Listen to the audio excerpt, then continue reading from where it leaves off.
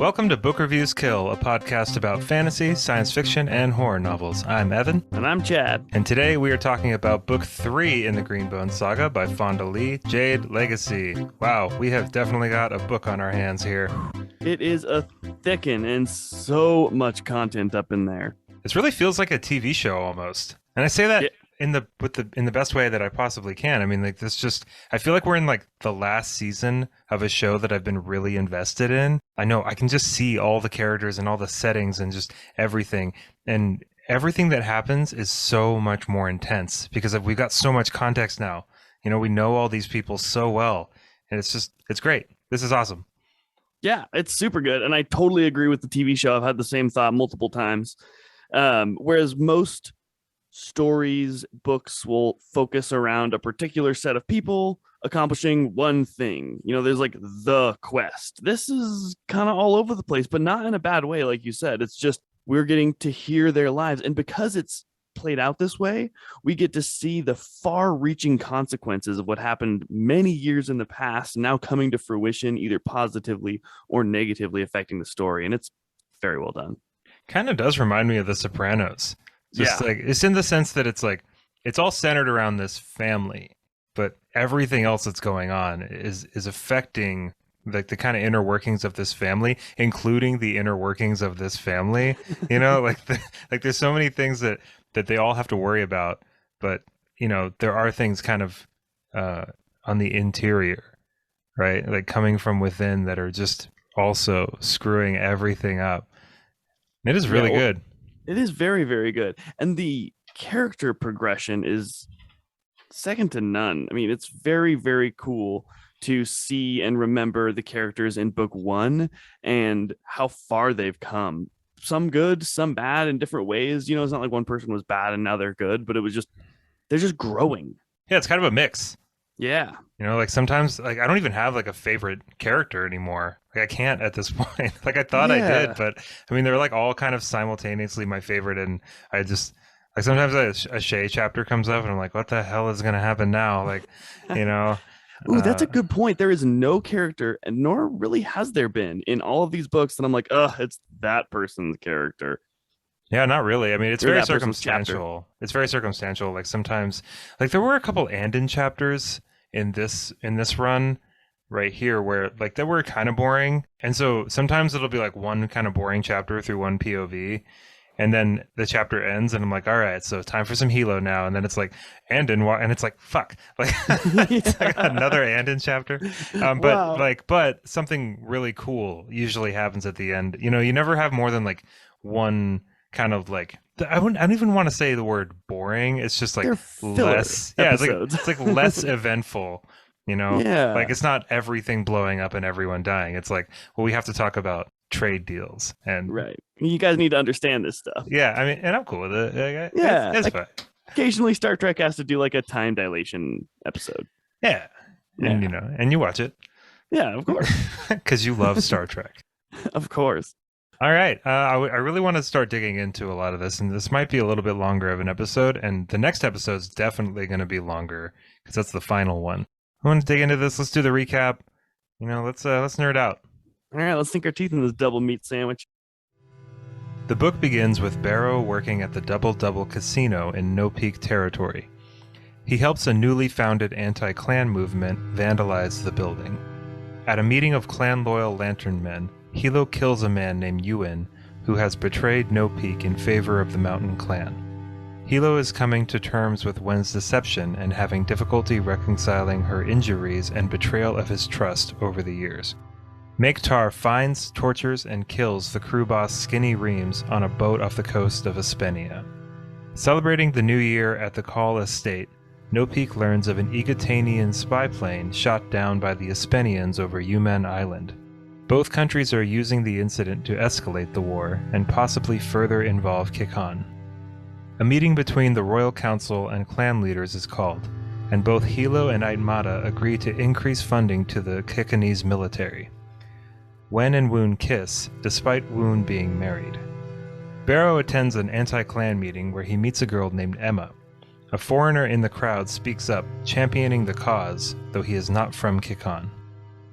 After impressing some Espenian doctors while studying medicine in Janloon, Anden is invited to Espenia to showcase jade healing. Public ownership of jade is illegal in Espenia, but the Khals and many authorities of the foreign nation would like to see the law struck down for their own ends. Wen and Hilo fight after Wen makes him dinner. They both mention divorce, but the subject is quickly buried and the two make love, the barrier between them over the last months finally easing. Shay travels to Lukang in southern Kikon, where she meets with the Pillar, Weatherman, and Horn of the Six Hands Unity clan. The Pillar is interested in switching allegiances from the mountain to No Peak, and gives Shay valuable information on the mountain's mysterious increase in funding. A deal is nearly struck, but the Six Hands Pillar is betrayed by his Horn. Shay is injured in the fight, and her replacement for Woon is killed. After Shay returns to Janloon, Woon's wife visits her and says she's leaving Woon because of the feelings he and Shay share. Barrow is arrested during a riot, but instead of being locked away is questioned by two Espenian men and offered a chance to spy on the anti-clan movement. He agrees to a lucrative deal. Hilo speaks to Nico about his mother's true fate. He explains that sometimes he must kill people he cares about for the good of the clan. Make Tar, Hilo's pillar man, gets in a fight with his fiancée and kills her. This is an unforgivable crime within the clan, and Hilo takes Tar on a walk to a secluded spot to execute him. Instead of dealing a death blow, however, Hilo sends Tar into exile. In place of Make Tar, Hilo has chosen his wife Wen to be his new pillar man. Whoa. How many years did that pass? Not very many in that chunk, did it? No, in that chunk it was only like, it wasn't much. Yeah, that was just a couple of months, I think. Wow, that chapter, that last whole sequence there with Make Tar. Oh boy, that was like, I really thought Hilo was gonna do it. Yeah, because it was weird because Hilo, he kind of hesitated, right? Mm-hmm. And he hit a tree or something, and he was just like super frustrated. And then Make Tar is like, "Give me the knife, I got this. I know what I did." Right? Which is just like, Make Tar is the Make brothers are so badass, and they're so badass. And then I thought Hilo was actually going to do it, you know. So I thought it was like going to be that kind of scene, because it would have shown like he's really torn up about it. That was enough. That was enough to show how torn up he was about it. But he could have still done it, and then he didn't. It's still such a good example of Hilo like being such a complicated character. Like, he has so much humanity to him, but also he's like this cold-blooded killer, and it's perfect. Gosh, I Hilo's really so thought cool. I had Hilo nailed in like chapter 1 of the first book. I was like, I know who this guy is. No, you don't. And no, I didn't. He is just continues to show his growth and his wisdom and his like self-introspection. He's very self-aware. Yeah, like he thought it was his fault. Remember that? Yeah. So that's my question: is do you think that Fond du Lee's making a statement about how like ongoing violence can like kind of ruin and corrupt a good person and make him more susceptible to like domestic abuse because the violence is normalized? Or do you think it's more about like Hilo's progression as a character and him being self-aware enough to realize that he's partly responsible for turning Mike into the sort of person who's capable of that sort of thing by having him kind of be his take out the garbage man for so long? I mean, I think it's nice that Hilo feels that way, I suppose, but also it's Make Tar's responsibility to not do that. Absolutely. Right? So it's like, yeah, I mean, I feel like Hilo, I think Hilo's wrong, not to feel that way, but about what you know what I mean? Like, his feelings are valid, right? Totally. But it's like, he's not right. It was all it's Make not Tar's. his fault. Yeah, it's not his fault. Yeah, you said that in his, I said that in like 1,000 words. Yeah, but I mean, it's also important in those situations to like, yes, maybe it's not my fault, but are there things that I can learn from this and maybe adjust my course so I am a better person or a better leader? And he certainly does that. Well, I mean, he did do that because he hires on Wen as, because he kind of changed the role of the Pillar Man, right? You know, because he kind of made it suit Make Tar's abilities, you know, and he kind of like realizes, he's like, I probably shouldn't have done that. Like, the Pillar Man should probably just be the Pillar Man, you know, and Wen is much more suited to it. Probably would have been more suited to it the whole time. And Yeah, probably so. it didn't really go over that, but that was kind of like my thoughts on it. It's like, I mean, make Tar is great, but like make Tar like the first fist or something. Yeah, And exactly. because Wen wanted to get involved anyway, and it's like it would have probably made it so that she wouldn't have had to keep so many secrets. Also, like if you really want to dig back into it, like it might have prevented her from getting like captured and like had a bag put over, because they probably they would have been able to formulate a more cohesive plan with Wen in the picture. Like, so that sent me down just like a giant tumble of thoughts, like that whole part. Yeah. That's really good. A good segue into talking about their relationship a little bit, because it's both had its ups and downs in massive ways. Yeah. And it's really interesting that she like cares so much about Hilo and being useful to the clan, that she's willing to do something that will make Hilo hate her. And it does, because Hilo is like, you know, if there's anything he's about, it's loyalty. And he saw that as like an absolute betrayal, but she was also doing it for him, kind of. So it was just like, not even kind of directly. So it's a weird situation they have set up. I think he's being a baby. Oh yeah, I think he's being a not big cool baby about it. Yeah, I mean, like even reading about that, I was just like, come on, man. Like, I know, it's like, isn't it bad enough that she's like laid up in bed with you know? It's come on. And he's like, how dare you put the rest of the family through all of this? Like, dude, she is like can't formulate a sentence or like go out in public without stumbling all over herself. Like, I think she's probably suffered enough without you being supportive right now. But I mean, like, I don't want to go into full like, you know, amateur author mode or anything like that, but this is just another really good example of how your characters don't have to make sense, right? No, like your characters don't well, I mean, they have to make sense, but they don't have to be rational, right? Like they don't have it's weird when people kind of like pick apart characters and they're like, well, that wasn't a very rational thing to do, ergo bad character. And it's like, no, that makes him a really good character. Like this is a human being with human emotions. Like a really good example of a human emotion is being a giant baby, like, when you feel like you've been betrayed, you know, and it's like, were you though? You know, like, were you betrayed, Hilo? You were betrayed by your wife, who was like literally was in that situation because she wanted to help you and was capable of it, be useful. Yeah, like it's not like Wen was just like, I want to go to Espenia and just, I don't know what I'm doing. No, she was really capable and really smart.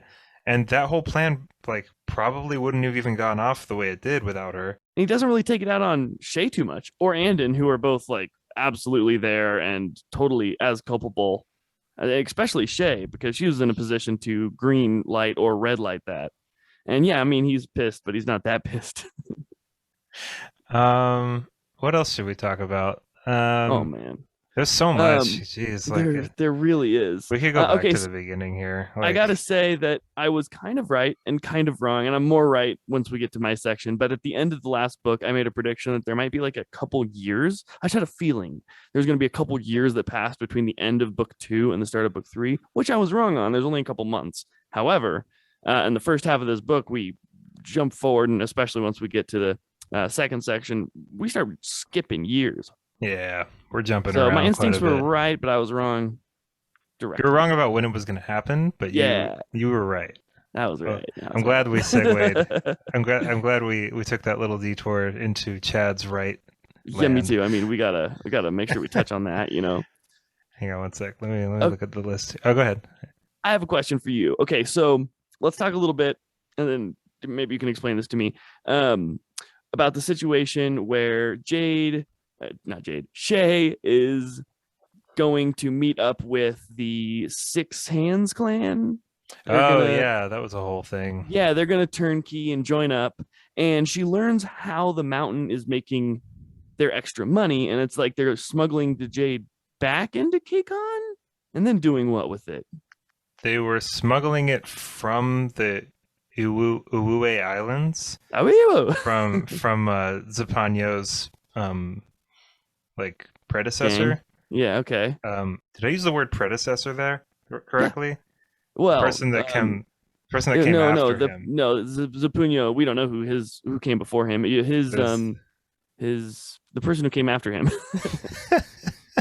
I'm so blanking on that word. Me anyway, too. So they're kind of like taking they're taking the profits in Jade smuggling from I think the Barukan. Um, I'm getting some terms mixed up here, but essentially they're still making money off the Jade smuggling trade and selling that Okay. Jade to Egatan. So there's like this kind of it's like a few paragraphs, right, where they're basically like after this whole series of events, they kind of like make some bill, some legislation.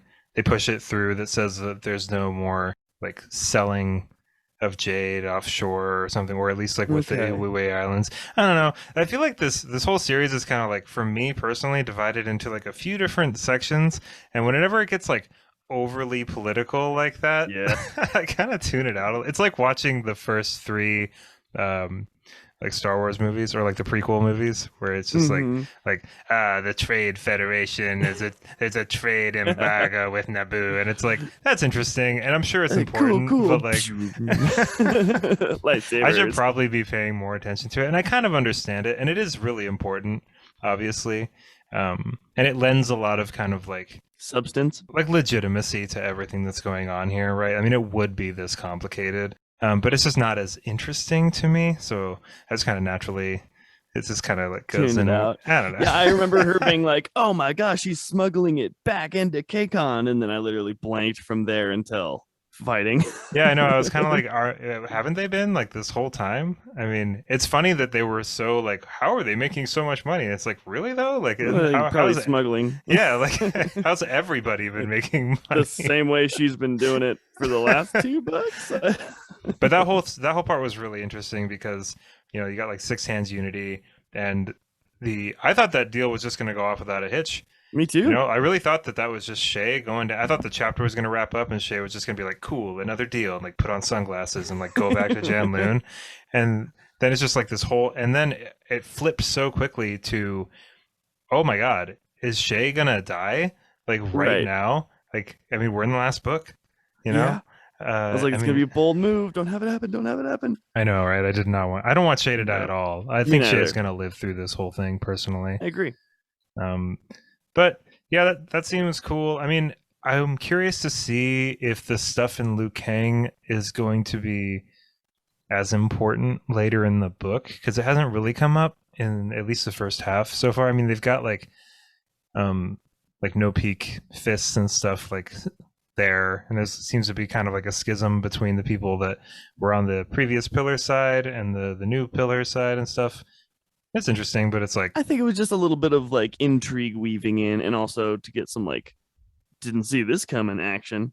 yeah, and get dirt on the Mountain Clan and just kind of like show what they've been up to. Oh, right, because we needed a mechanism to learn how they were exactly how, even though we all knew like smuggling jade probably, or shine, one of the two.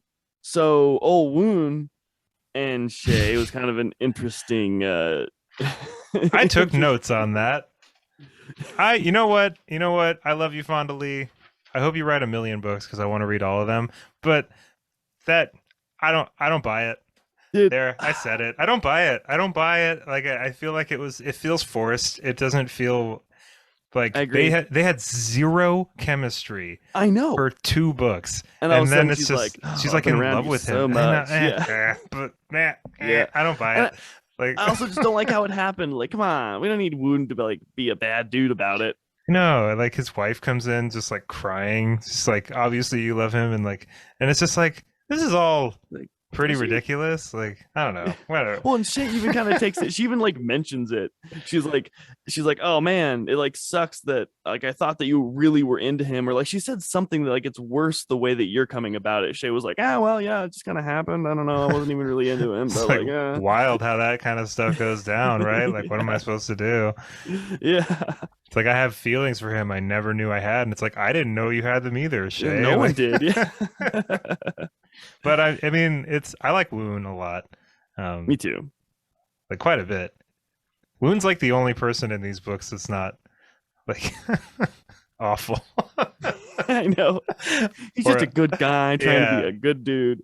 He even refuses Shay's advancements because Shay's like, doesn't even, with zero regard for his fiance. No, he's married. He's married with zero regard. She's like, nah, it's so bad. Then grabs him, and then he's like, no, twice. And then the wife kind of gets on. Also, can Barrow just like ever be a regular guy with a regular job? Because he's No. just got crime in his soul. You know what? Not to. I think we can veer off into Evan was right territory, Oh yeah, but and I'm patting myself on the back here, but I think I kind of called like Barrow kind of representing, yeah, like just he did. there is this whole movement against this clan structure, right? Hmm. They needed a And voice. yeah, and it's really violent and really maybe it needs to be. I don't know. That's a big question, obviously, Well, he gets but the worst of the worst, but it's to show here's what can happen because of this setup. yeah, the setup is not. I mean, the structure that's in place, the system in place, is not going to crumble easily. Like Right. maybe it's going to take a lot of violence, and I mean, but then Yeah. I don't know. Like I feel like if it wasn't for the clan war, this system doesn't seem to be that bad. I mean, at least It's from the vantage that we're sitting at. Like, it's very ripe for corruption though. Like I think it's Fonda's way of being like, yeah, this is a great story and it's super exciting, but like families of power giving like with sons and like, that's not a very good way to like run a country. right. But what I'm wondering is like, I mean, because like the clanless movement is interesting, but it's like I wish we could sit in on like a little bit more of the meetings and kind of like hear a little bit more Yeah. about like why because it's I mean basically their narrative is just like we're tired of living under this system, and it's like, well, what specifically about it is I mean, because I can understand that it is bad because it's susceptible to corruption, and there's like these really disruptive wars that go on and Right. all of that. There's like gang battles in the streets, like not cool. But what do they want instead? Do they just want to like Right. abolish Jade and like just the entire hierarchy and just have the royal council and Like Jade's a thing, guys. yeah, Not going anywhere. the word capitalism came up. Did you notice It that? did. Yeah, it Yeah, I did. thought that was interesting. Uh-huh. Oh, I got something. The final thing that I have here is I fully expected Hilo to lie to Nico and be like, yeah, no, she got a heart attack right as we were coming to getting you. But no, he's just like, yeah, sometimes you got to kill people. And that time I had to kill your mom. Like, whoa. And then he's like, Yeah, he was I pretty wanted matter you of fact about yeah, it. he's like, I wanted to hear it for you to hear it from me, just so you didn't get like hear any rumors. Like any rumors he could hear could be worse than the truth, which is I killed her because she didn't do Yeah, what I wanted and thought was best for you. I know it felt a little bit manipulative on Hilo's part because he was kind of just like, well, if I hadn't done it, then you wouldn't be around all these people that love you Yeah, so much, and you it's wouldn't like have this your is it. inheritance. Yeah, like, yeah, right. Like you wouldn't be where you're supposed. You want to be where you're supposed to be, right? And it's like, Hilo, Mm-hmm. come on, man. Like you killed his mom. Like that kid would have been fine. That kid would have been totally fine. He had two loving parents. He would have Regular been, kid. yeah. And then And like you you know killed him what? to And get you know what what? you wanted. And you know what's interesting too is in the very next chapter, he doesn't even do that. He doesn't even do the thing he said he needs to do, right? So it's like, Oh yeah, isn't that interesting? How he's it like, is interesting. well, I can't do it with this guy. I could do it with this kid's mom, right? Right. But like not make Tar. Like he's like my brother. So it's Yeah. like even he's willing to like wibble wobble on that a little bit, Yeah, And and it's I like, guess the difference between like it being cool and it being a killable offense is like your loyalty. It's like, well, if you cheat, yeah, it's totally okay for the brother of the person who got cheated on to just murder that person. But if, it's just like a little bit of a tiff taff, one night, well, murder is going to get you killed. he gets to pick and choose when he's being honorable, Hmm. and he gets to pick and choose like what honorable means, Yes. right? And And so he it's like, uses that as a justifier. yeah, and so that just felt kind of like skeezy when he's like Oh, talking to yeah. his kid and trying to justify it, and it's like there wasn't even any kind of like internal dialogue where he felt like he was justifying it to himself and like had any kind of doubt. He has no doubts about it. He's just No like, doubts. yeah, and I think that's going to be his undoing. I mean, I could be proven wrong. We're not at the end of this book yet, but I don't There know. has Like been, maybe he'll learn his lesson. But I don't know. I don't. Maybe he's too set in his ways. I think he will learn his lesson as he learns his final lesson. I think it will be the final lesson that he learns because there has been a ongoing theme of this book because so much time has passed. And I think it's a really cool theme, is that good deeds and bad deeds are like good seeds and bad seeds, and they will grow up and come back. There's been multiple times where someone did an act of kindness. Acts of kindness have netted gain in the future, and then also how bad things have come back to bite them way farther than they, I'm sure, thought. Absolutely. Well, I think we picked this apart pretty well. Do you want to get into the second recap? I do indeed. After learning that the Espenian government will soon be voting on medicinal jade legalization, Anden travels to Espenia and displays the benefits of bioenergetic jade healing. The vote passes. Hilo instructs Anden to travel to a smaller Espenian town to meet with a local named Remy.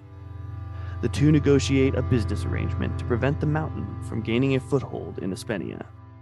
At a meeting of the Call family, Hilo orders the Horn Juen to destroy an Espenian ship operating off the coast of Kekon that is dredging the ocean floor for runoff jade. Barrow is still working for the Espenians as their spy, with the growing clanless movement, but is having trouble gaining the trust of the movement's leadership. He does, however, manage to receive the role of secretary, organizing and recording all of the clanless members, which he passes on to the Espenians. Hilo has been training with an Espenian Special Forces member, trained in the use of jade. Though after learning the man's plans to start a company of jade-using mercenaries back on Espenia, he angrily cuts ties, telling the man to never send his mercenaries to Kekon. Rue and Nico sneak into the mountain territory to witness Nico's rival, the heir to the Mountain Clan, fight a challenger. After the duel, they see a group of clanless writing slights against the most powerful Green Bone families, including their own. Rue tries to intervene, but Juan, the Horn of No Peak, arrives and removes the boys from the situation before they or the clanless could do anything. Hilo and Wen go on a vacation, after Wen establishes contacts in the Espenian jade fighting and film industry. During a party, they meet a Kekanese man who is a star in the Espenian movies. Hilo recruits the actor, expanding No Peak's influence into the entertainment sector. Barrow finally catches a break, and after a call one evening from Emma, spends a steamy night with her and learns that the clanless leadership is planning something big happening the following day, information which he relays to his Espenian handlers.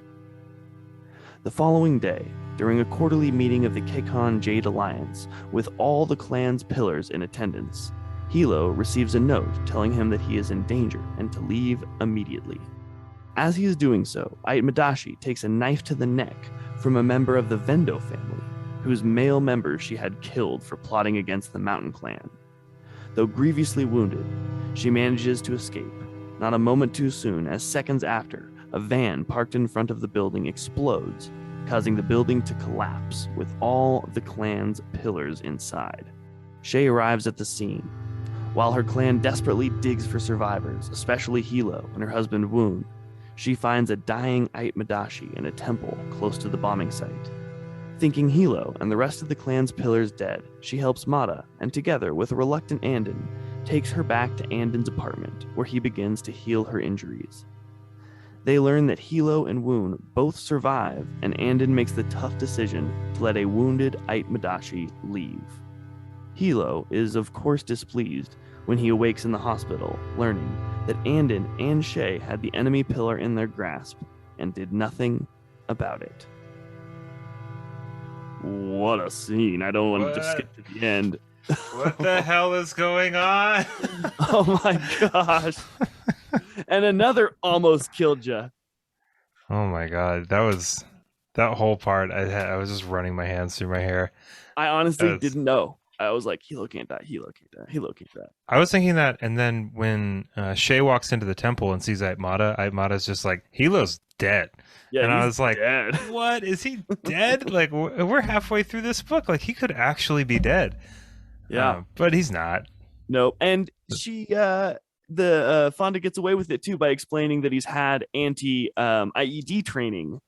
Right. I know. And I thought that whole, I thought that whole weird plot line was just like kind of didn't matter, but it's a good example of yes, it Yep. does. You know, um, I wonder if the mercenaries are going to come into play later, I don't because he know. tells them in like no uncertain terms, like, you do not bring them back here to K-Con. And so I wonder if they're going to come back into K-Con. I know maybe Hilo's like, these guys are pretty important.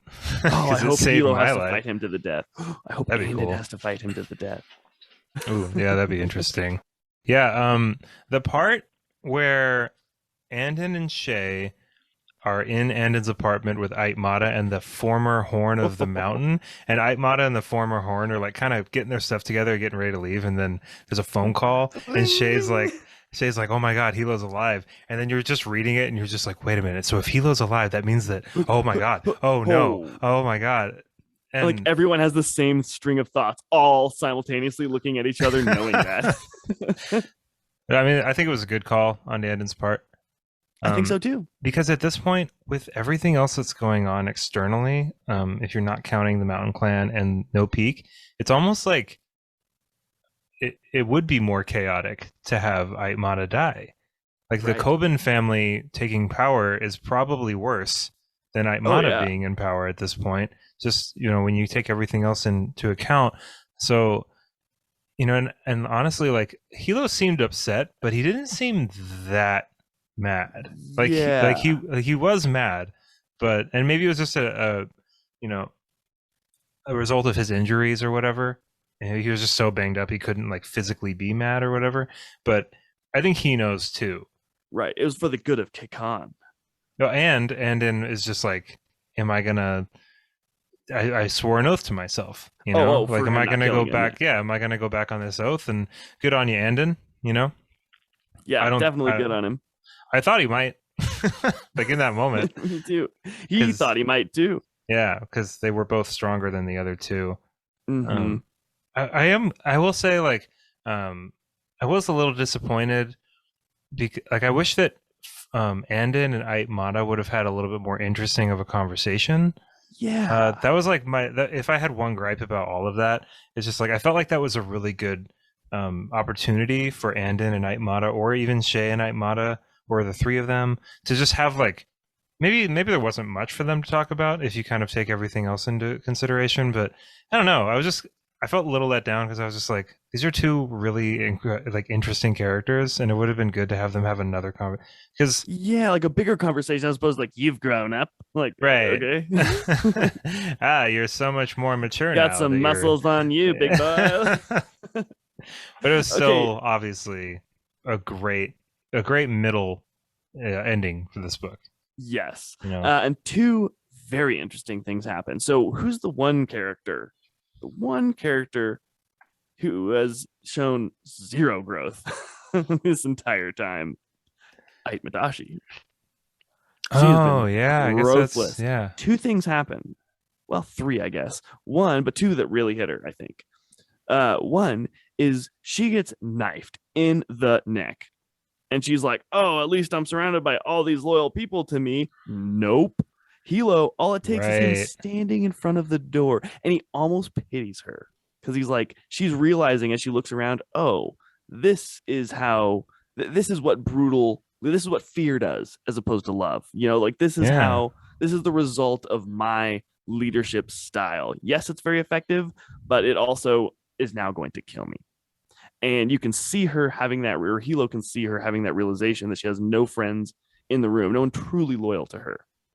So that's a big thing. That was like hard to read. Yeah. It's kind of felt bad for her. Yeah. Like, can you imagine like having a knife in your neck and you're dying, and then everyone in the room, there's like 12 people in the room, and they all just sit down and wait for you to die? Yeah. Ouch. Like no one's even trying. And then she gets out, which is crazy. That she busts through the window. The third story. That was pretty cool. I remember even thinking in my head, like, oh, they must be on the first story. And then it was like the third story. I was like, oh, wow. Okay, so the second thing that happens is, of course, Anden letting her leave. And I think we're going to get hit once again with that theme of the seeds planted will come to fruition later, and that's a breaking of the cycle of violence right there. And I think those Right. two things might have a powerful effect on her, and she might grow. I'm interested to see kind of like what the dynamic between the Mountain and No Peak clan is after all of this, because you were even starting to see it a little bit because the Mountain and No Peak fists were kind of cooperating with each other sometimes, like when they Taking went down and the sank dredging that boat. Yeah. And we weren't seeing a ton of that in the previous two books. So maybe that was, I mean, if you really want to dig into it, it could have been like some kind of foreshadowing. Maybe the differences between these two clans just after a while aren't going to matter in the face of this whole like the slow war that's happening, and you know now they have a common enemy in that there's this whole movement against them and stuff, and you know there's not very much of the book left, so I don't know if it's gonna like they're gonna like take down all their enemies and then like commence fighting again. Like I don't think that's gonna happen. No. And it's again maybe I don't know. Interesting look at how this book doesn't have like obviously like Ait Minashe is like not a good guy, but like she's not the capital T bad guy. She's not Sauron here. She's just a leader of an opposing gang. Capital T For the oh the bad guy. Oh my god. Hey, cool. It worked, you're right. okay? No, you're right. I was just like, did he mean B? Like, no, we're capitalizing the. Yeah, the. She's not TB, the bad. No, she's just a regular baddie that they got to deal with, and she might grow. She might become a goodie before this is all done. Maybe not. I don't know. She seems too ruthless to me. Like, I mean, she gives me that vibe of like, if she had the opportunity, she would have killed Anden. Like if their places have been switched. Mm-hmm. So maybe if that opportunity came up again, she would take it. Slits his throat like, you are weak, Anden. You should have killed me while you had that chance. You probably that would have been like that would have been the more realistic thing to do, or that would be the more realistic thing to do if that came up again. Do you think Anden is going to have to fight in an awesome battle before the end of this series is over? I hope he doesn't. What? I don't want him to. I want him to. Really? I don't know. Because you know he already did it. It's fine to be a conscientious objector, but sometimes it is the right move. Right? Yeah. If you see an act of true evil happening, yeah, sometimes it's the right move to go stop it. Yeah, I mean, I think Anden has taken his licks at this point, and I don't think that it would. I think it was more like important to his character to let Aitmata leave in this instance, and I hope he carries on with the oath that he kept to himself and stuff. Like, I just don't see how it would really serve the story or his character that much. Oh, it's only serving me. I just want to see yeah, and he's really good at it. He's really good at it. Yeah. If I'll be totally okay with it if he doesn't, as long as we get to see a couple of those temple dudes fight. I don't think we're gonna see it. Dude, how weird was it? Like at the end, what did they yell out in the room? Oh, the heavens have seen. Yeah, or something. That was like, weird. Whoa, bro, that was calm weird. down. Yeah. They just don't even do anything. They just immediately start screaming that. Can you imagine being in the room again with a knife in your neck and you fall down, no one's helping you out, and you got like these 4 guys in robes that are just like, the heavens have seen, the heavens have seen. Whoa. Like you'd think, like, aren't you guys supposed to do something? Except I'm gurgling because I have a knife in my throat. So some time started to happen. Some time passage started to happen there a little bit. There were a few times that it was like, I think a year went by. It jumped 7 years at one point. Yeah, I think 7 years went by. I don't know how to feel about it. It's not bad. It's not bad at all. And I wasn't upset about it or anything. And I think it makes sense, obviously, but it's like it lends quite a bit of like I said before, like realism and like legitimacy to stuff, because it's like you can't just have a million things happening every day. Right. Obviously, that's not how these things work.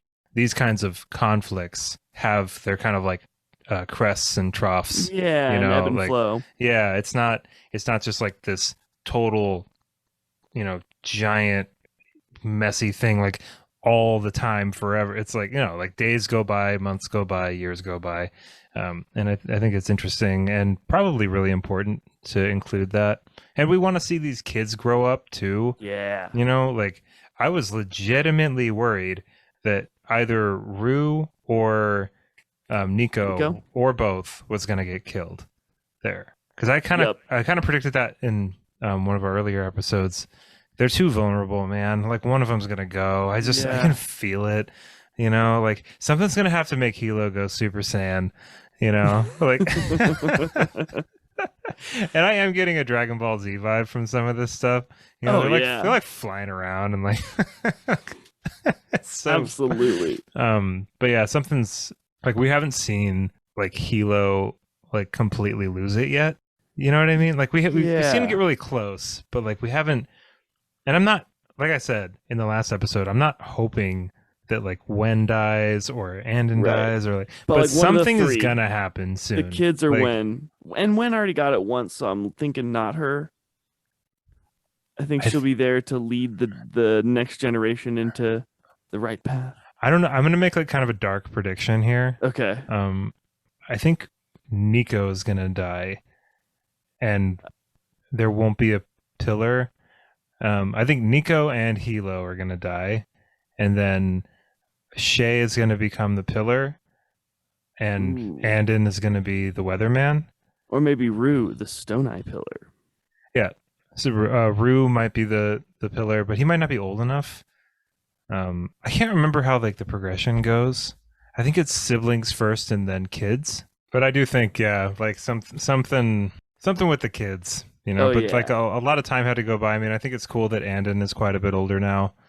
It's interesting to watch him. Like he's like my age, It's pretty cool. I think the real winners of this story will be the common man and woman. Yeah. Do you think that they're going to abolish the clans? Do you think it's just not going to be a thing anymore? Either abolish or evolve. One of the two. Mix Jade and Gold together. Yeah, little Jade and Gold being mixed in there. Also, can we just talk for a second about Barrow getting the hilarious nickname of Catfish? He like calls in to report. It's like Catfish here. I know. I love that part where like he's like, I hate the name Catfish, and then he calls it because he's got information and like, who is this? And he's like, it's Catfish. It's Catfish. He doesn't even say the Catfish or anything. He's just like, it's Catfish. It's me. Yeah. Also, what a total schmuck. Every time we get a little bit of like window into his internal thoughts, you're just like, God, what a piece of human waste. He's like sitting there talking about like Emma, and then he's like, or he's not. He's like thinking about it to himself, and he was like, he considered forcing himself on her, but he only didn't because like one of her friends might like beat him up, and it might damage his standing with the Espenians. Like, whoa, you what? Yeah, I like the Barrow chapters because of everything that's going on in them, but I don't really like Barrow as a character. No. I never have. Like I just and it's not like I don't like him because I wouldn't hang out with him. It's just like he's not even really interesting. No, really? He's like just a schmuck. A schmuck. He's a schmuck. Okay, I have a question for you, Evan, that I kind of hit me while I was reading that, and I almost like stopped myself during my own summary. Is Emma the person who stabs Madashi? Yeah, she was. I totally missed that. Yeah, the guy, the Kobin guy that was assassinated at the end of Jade War. Well, it's a Vendo. It was Vendo family, right? Oh yeah, not Kobin. Sorry, I got those mixed up. I just thought it was like his first name, but yeah. Kobin's the good guy. Yeah, or not good, but I know what you're in talking good standing. About. Yeah.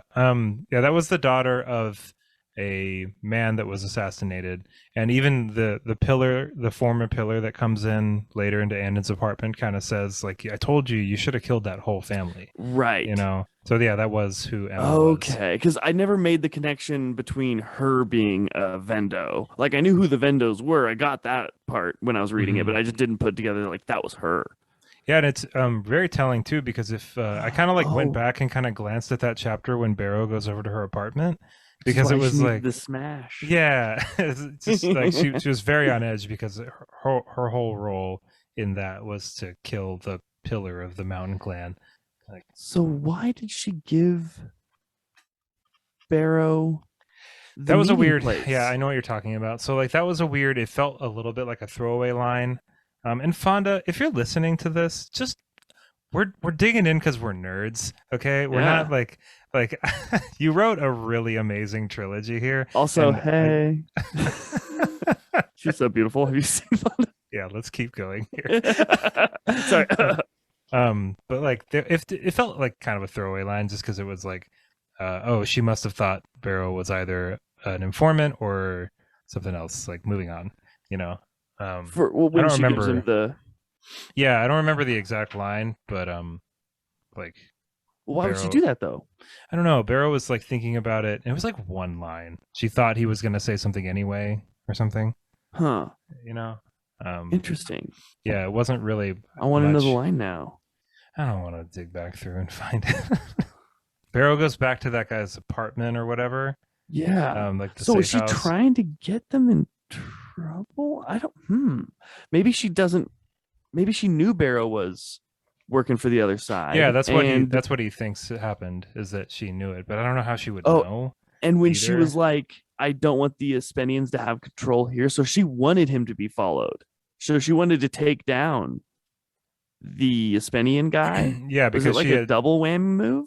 because she had said, "I have no love for The Aspenians, yeah. yeah, Or or foreigners or the something. Egatanians."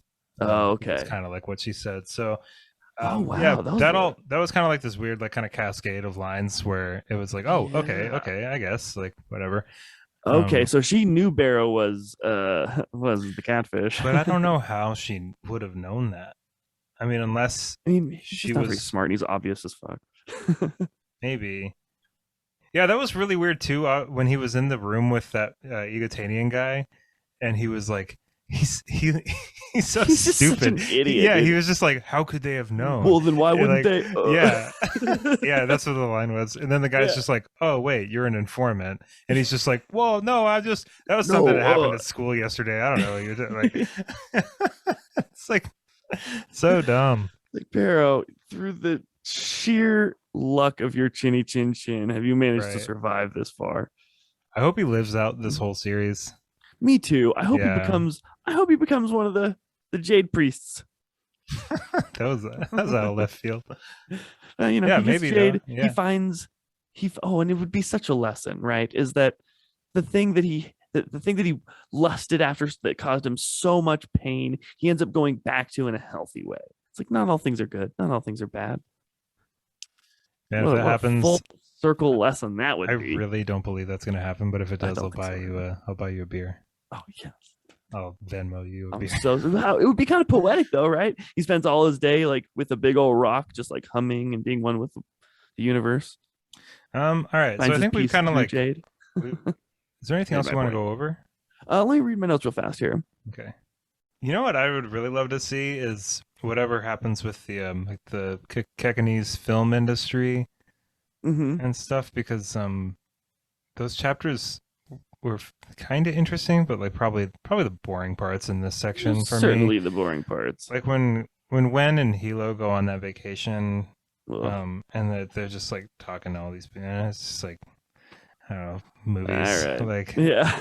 but maybe it'll come back in a big way. I mean, I wasn't mad that they happened or anything, but it was definitely one of those things where it was like, I don't think anything interesting really is going to happen here. I mean, the writing's good, characters are cool. It's It was a smart move by Wen. They do need to start influencing the totally. people. And I like watching Hilo through Wen's eyes.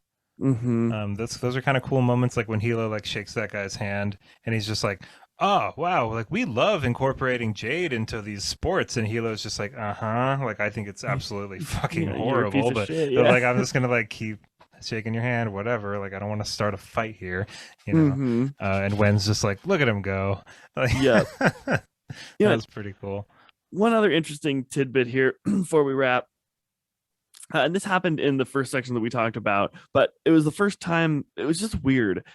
Occasionally, she'll do this. I've noticed is we have a whole chapter from a perspective of someone that we have never been with before, and we never will be again. It was the Horn, Juan, and he goes to meet up with lunch with Hilo. Oh yeah. And that's when Hilo tells him about like the ship that's dredging. That's true. And it's just kind of like Fonda's way of like not pigeonholing her characters or our perspective of them, just kind of giving us a third party's view of the family and how they're the machinations and their interactions, and how he's kind of like, we always go to the same freaking restaurant, even though there's way better restaurants, but I guess they've got the squishy balls, whatever, the squid balls. I never really even thought about that, but you're totally right. It is a really awesome, it kind of like in line with what I was saying about like seeing Hilo through Wen's eyes or whatever. Like, like it's kind of nice. It's like a break.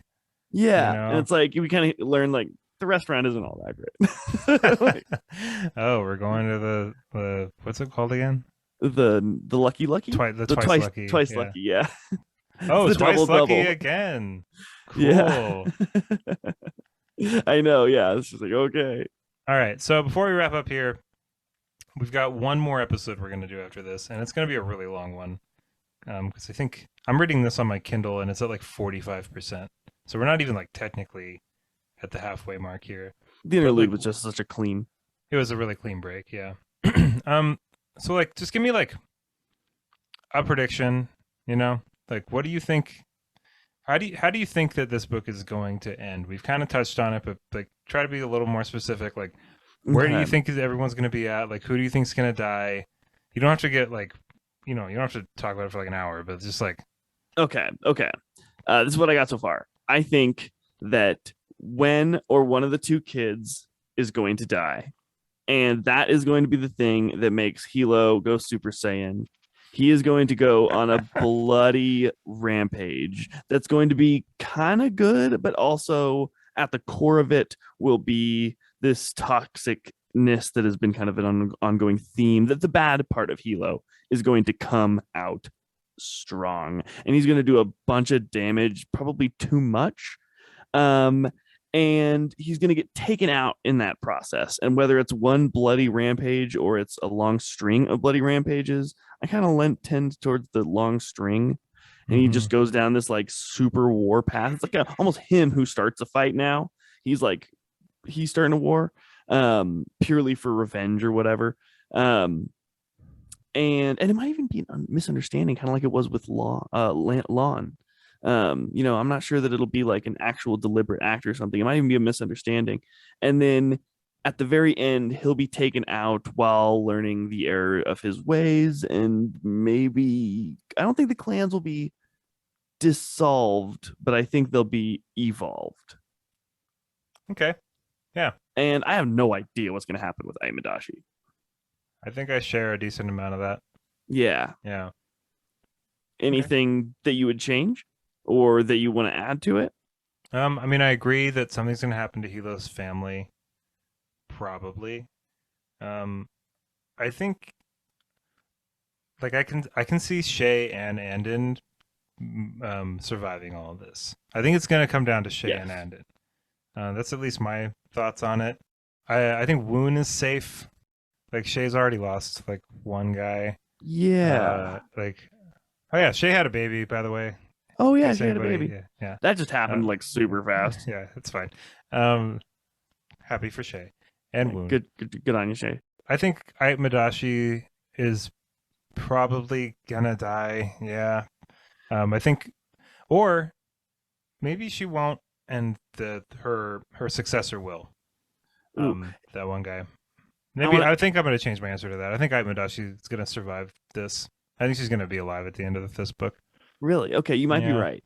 However, I want to append something, if I may, in that I think that Aimadashi is going to have a change of heart. I'm using big fat air quotes. She's going to use the fact that Hilo pitied her and saw that look on her face to gain leverage. No, when she got knifed in the neck. Oh, yeah. Sorry. Yeah, she's gonna use that to like send him up and be like, we should just all set aside our differences, but then really not, and actually use it as like a place to like lure him out on his own. I still think that might be the thing that takes out the family member. She's a Hydra, it's I don't think we've seen the last of Madashi, but I think she is going to be alive at the end of this book. Wow. Yeah, I don't know why, it just feels right. You think like she's greater alive, like Annen's mom, or I don't know. Oh, okay. So we've done our predictions. We've done our synopses. We've done our ramblings.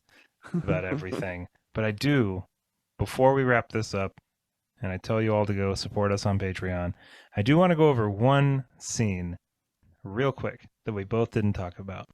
And I thought this was probably the coolest Anden scene in all 3 books so far. And I even wrote in my notes, like, Anden is such a badass. And it's the part where he goes to like that club and meets up with that Remy guy, right? Yeah. And How do we not mention this? I don't know.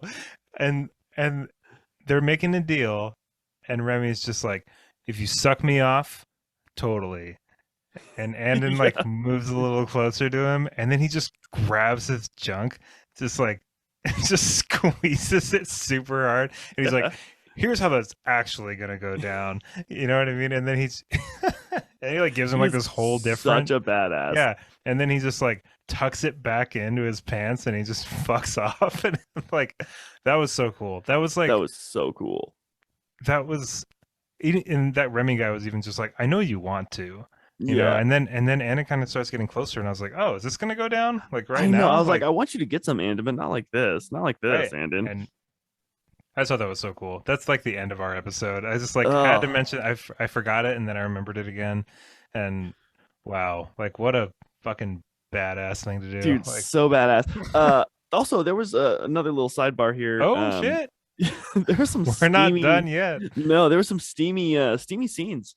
And I felt kind of bad because I was cleaning my house and I had like a Bluetooth speaker, and I was listening to it on tape, and I was just like cleaning, putzing around, and I had the office and I had it turned up really loud. And I was like alone at the house, but the window was open in the office, and there's like neighbor kids out there playing. It's a scene where like Hilo basically like eats Wen's ass. Like bends her over and just like goes to town back there, and it's like pretty described like pretty vividly. And I like went over there, I was like, sorry neighbors. Like, the window. Hey, like I said in a previous episode, we got adults, they do adult stuff, and you know what, sometimes it happens. It adds to the story. I agree very much.